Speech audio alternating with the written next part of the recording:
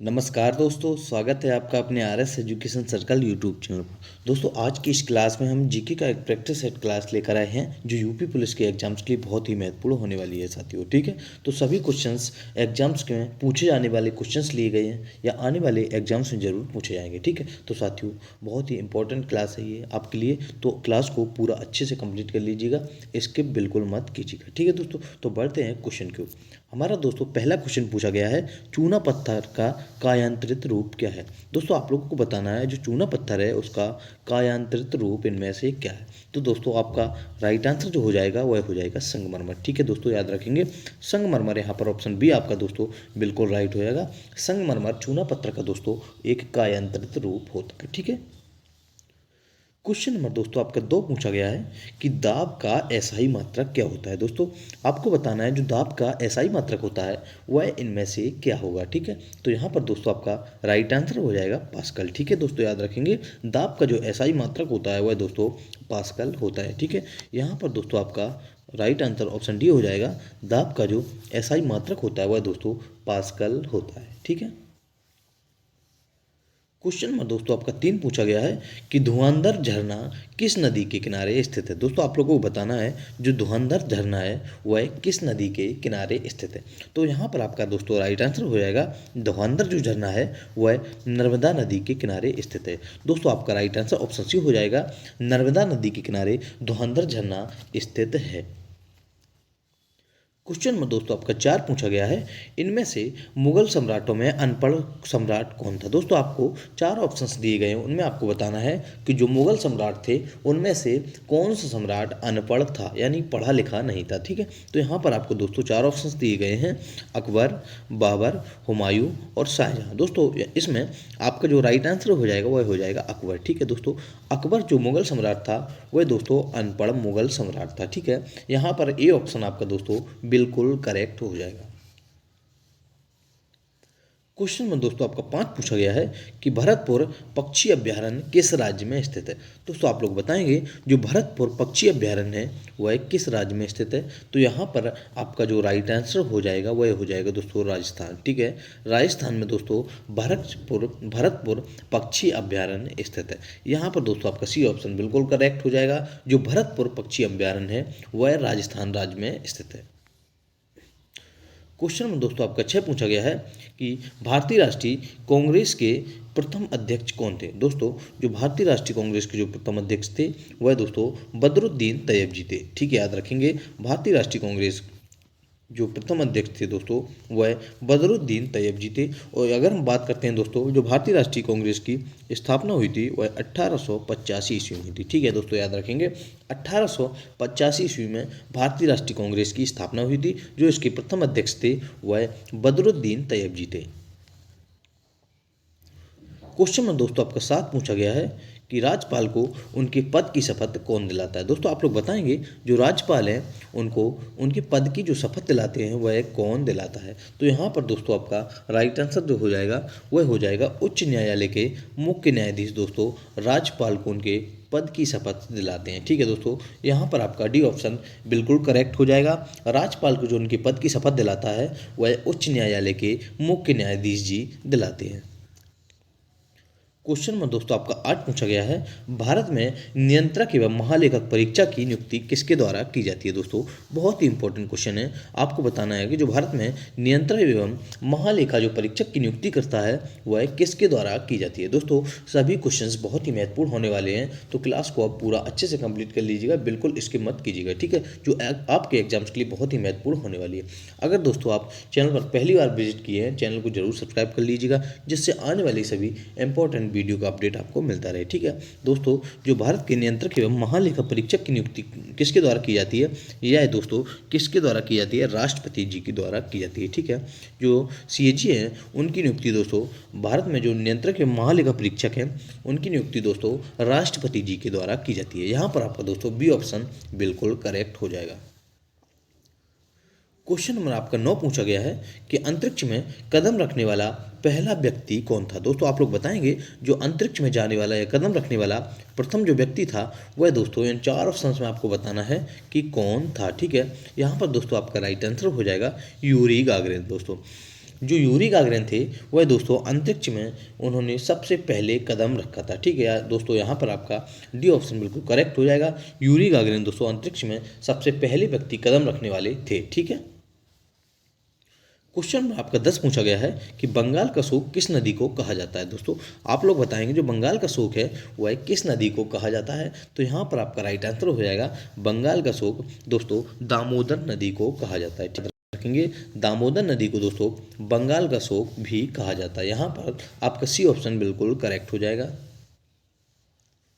Question number आपका 11 पूछा गया दोस्तों कि लाल बहादुर शास्त्री की समाधि किस नदी के किनारे स्थित है। तो दोस्तों आप लोग बताएंगे जो लाल बहादुर शास्त्री की समाधि है वह दोस्तों यमुना नदी के किनारे स्थित है। ठीक है, याद रखेंगे। यहाँ पर दोस्तों आपका बी ऑप्शन बिल्कुल करेक्ट हो जाएगा। यमुना नदी के किनारे लाल बहादुर शास्त्री जी की समाधि स्थित है। क्वेश्चन नंबर आपका 12 पूछा गया है कि प्रोटीन का उच्चतम स्रोत इनमें से क्या है। दोस्तों आप लोग बताएंगे जो प्रोटीन का उच्चतम स्रोत होता है इनमें से दोस्तों जो प्रोटीन का उच्चतम स्रोत है वह दोस्तों सोयाबीन है। ठीक है दोस्तों, याद रखेंगे सोयाबीन इनमें से प्रोटीन का सबसे उच्चतम स्रोत है। यहाँ पर दोस्तों आपका सी ऑप्शन बिल्कुल करेक्ट हो जाएगा। सोयाबीन से सबसे ज़्यादा हमारे शरीर को प्रोटीन प्रदान होती है। क्वेश्चन नंबर आपका दोस्तों 13 पूछा गया है कि बेगम अख्तर का संबंध निम्न में से किससे है। दोस्तों आपको बताना है जो बेगम अख्तर थी उनका संबंध इन चार ऑप्शंस में किससे है। तो यहाँ पर आपका दोस्तों राइट आंसर जो हो जाएगा वो हो जाएगा शास्त्रीय नायिका। ठीक है दोस्तों, जो बेगम अख्तर थी वह एक शास्त्रीय गायिका थी। ठीक है दोस्तों, याद रखेंगे शास्त्रीय गायिका बेगम अख्तर जी थी। ठीक है, बी ऑप्शन आपका बिल्कुल करेक्ट हो जाएगा। क्वेश्चन में आपका 14 पूछा गया है कि सुब्रतो कप किस खेल से संबंधित है। दोस्तों आपने यह कई बार सुना होगा, सुब्रतो कप हो रहा है कि सुब्रतो जो कप है वह किस खेल से संबंधित है। तो यहाँ पर आपका राइट आंसर हो जाएगा सुब्रतो कप दोस्तों फुटबॉल गेम से संबंधित है। फुटबॉल से दोस्तों यह कप संबंधित है। यहाँ पर दोस्तों आपका ये ऑप्शन बिल्कुल करेक्ट हो जाएगा। जो सुब्रतो कप है वह फुटबॉल से संबंधित है। क्वेश्चन में आपका दोस्तों 15 पूछा गया है कि भारतीय पेट्रोलियम संस्थान कहाँ स्थित है। दोस्तों आप लोग बताएंगे जो भारतीय पेट्रोलियम संस्थान है वह दोस्तों कहाँ पर स्थित है। तो यहाँ पर आपका दोस्तों राइट आंसर हो जाएगा देहरादून। ठीक है दोस्तों, देहरादून में भारतीय पेट्रोलियम संस्थान स्थित है। दोस्तों यहाँ पर आपका बी ऑप्शन बिल्कुल करेक्ट हो जाएगा। जो भारतीय पेट्रोलियम संस्थान है वह देहरादून में स्थित है। क्वेश्चन दोस्तों आपका 16 पूछा गया है कि बनारस हिंदू विश्वविद्यालय की स्थापना किसने की थी। दोस्तों आप लोग बताएंगे जो बनारस हिंदू विश्वविद्यालय या BHU है जो उसकी स्थापना किसने की थी। तो यहाँ पर आपका राइट आंसर दोस्तों हो जाएगा मदन मोहन मालवीय जी ने। ठीक है, याद रखिएगा मदन मोहन मालवीय जी ने बनारस हिंदू विश्वविद्यालय की स्थापना की थी जिसे BHU कहते हैं। ठीक है, बनारस हिंदू विश्वविद्यालय की स्थापना मदन मोहन मालवीय जी ने की थी। दोस्तों आप लोग बताएंगे जो मदन मोहन मालवीय की जो बनारस हिंदू विश्वविद्यालय है उसकी स्थापना कब हुई थी, यह आपको कमेंट बॉक्स में बताना है कि जो BHU है उसकी स्थापना कब हुई थी। क्वेश्चन में दोस्तों आपका 17 पूछा गया है कि कैल्शियम की परमाणु संख्या कितनी होती है। दोस्तों आप लोग बताएंगे जो कैल्शियम है उसकी परमाणु संख्या होती है वह 20 होती है। ठीक है दोस्तों, कैल्शियम की जो परमाणु संख्या होती है वह दोस्तों 20 होती है। यहाँ पर आपका दोस्तों डी ऑप्शन बिल्कुल करेक्ट हो जाएगा। क्वेश्चन नंबर 18 पूछा गया है कि अभिज्ञान शकुंतलम पुस्तक की रचना किसने की थी। दोस्तों जो अभिज्ञान शकुंतलम है पुस्तक है उसकी रचना कालिदास जी ने की थी। ठीक है, यहाँ पर आपका राइट आंसर ऑप्शन सी हो जाएगा। कालिदास जी ने अभिज्ञान शकुंतलम पुस्तक की रचना की थी। क्वेश्चन नंबर आपका 19 पूछा गया है कि जय जवान जय किसान का नारा किसने दिया था। दोस्तों आपको बताना है जो जय जवान और जय किसान का नारा दिया था वह दोस्तों लाल बहादुर शास्त्री जी ने दिया था। ठीक है, यहाँ पर दोस्तों आपका ये ऑप्शन बिल्कुल करेक्ट हो जाएगा। जय जवान और जय किसान का नारा है जो वह लाल बहादुर शास्त्री जी ने दिया था। ये ऑप्शन आपका दोस्तों बिल्कुल करेक्ट हो जाएगा। क्वेश्चन नंबर आपका 20 पूछा गया है कि मदर टेरेसा का जन्म कहाँ पर हुआ था। दोस्तों आप लोग बताएंगे जो मदर टेरेसा जी थी उनका जन्म किस देश में हुआ था। तो यहाँ पर दोस्तों आपका राइट आंसर हो जाएगा मदर टेरेसा का जन्म दोस्तों अल्बानिया में हुआ था। ठीक है, यहाँ पर दोस्तों आपका बी ऑप्शन बिल्कुल करेक्ट हो जाएगा। मदर टेरेसा जी का जन्म अल्बानिया में हुआ था। क्वेश्चन नंबर आपका 21 पूछा गया है कि भारत में केसर का सबसे बड़ा उत्पादक राज्य कौन सा है। दोस्तों आप लोग बताएंगे जो भारत में केसर का सबसे बड़ा उत्पादक राज्य है वह दोस्तों जम्मू कश्मीर है। ठीक है, याद रखेंगे जम्मू कश्मीर दोस्तों भारत में सबसे बड़ा केसर का उत्पादक राज्य है। यहाँ पर दोस्तों आपका ए ऑप्शन बिल्कुल करेक्ट हो जाएगा। जो जम्मू कश्मीर है वह दोस्तों केसर का सबसे बड़ा उत्पादक राज्य है। क्वेश्चन नंबर आपका 22 पूछा गया है कि डायनमो का सिद्धांत किस नियम पर आधारित है। दोस्तों आप लोग बताएंगे जो डायनमो ने सिद्धांत दिया था वह किस नियम पर आधारित था। तो यहाँ पर आपका राइट आंसर दोस्तों हो जाएगा फैराडे के नियम पर। ठीक है, फैराडे के नियम पर दोस्तों डायनमो का सिद्धांत आधारित है। यहाँ पर दोस्तों आपका ए ऑप्शन बिल्कुल करेक्ट हो जाएगा। जो डायनमो का सिद्धांत है वह फैराडे के नियम पर आधारित है। क्वेश्चन में दोस्तों आपका 23 पूछा गया है कि दिलवाड़ा का जैन मंदिर किस शैली का उदाहरण है। दोस्तों आप लोग बताएंगे जो दिलवाड़ा का जैन मंदिर है वह किस शैली का उदाहरण है। तो यहाँ पर आपका राइट आंसर दोस्तों हो जाएगा नागर शैली। नागर शैली का उदाहरण है दोस्तों जो दिलवाड़ा का जैन है वह नागर शैली का उदाहरण है। यहाँ पर दोस्तों आपका ए ऑप्शन बिल्कुल करेक्ट हो जाएगा।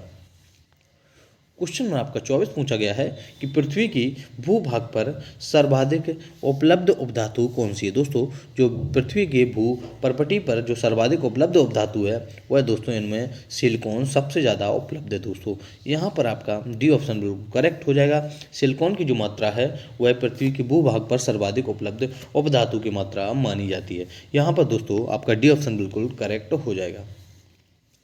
क्वेश्चन में आपको दोस्तों 25वां अंतिम क्वेश्चन पूछा गया है कि सिकंदर ने भारत पर आक्रमण कब किया था। तो दोस्तों आप लोग बताएंगे जो सिकंदर ने भारत पर आक्रमण किया था वह 326 ईसा पूर्व में किया था। ठीक है दोस्तों, यहाँ पर आपका बी ऑप्शन बिल्कुल करेक्ट हो जाएगा। 326 ईसा पूर्व में सिकंदर ने भारत पर आक्रमण किया था। यह दोस्तों सिकंदर ने किस राजा पर आक्रमण किया। तो राजा पोरस पर दोस्तों आक्रमण किया था। ठीक है, राजा पोरस पर दोस्तों सिकंदर ने आक्रमण किया था। यह दोस्तों भारत की जो संस्कृति देखकर इसका हृदय पिघल गया था। ठीक है, इसने 326 ईसा पूर्व में दोस्तों भारत पर आक्रमण किया था सिकंदर ने। ठीक है, आज की क्लास दोस्तों यहीं पर समाप्त होती है। अगर आपको वीडियो अच्छा लगा तो वीडियो को लाइक कीजिएगा। अगर चैनल पर पहली बार आए चैनल को जरूर सब्सक्राइब कर लीजिएगा जी। ठीक है, जिससे आने वाली सभी वीडियो का अपडेट आपको मिलता रहे। Thank you class.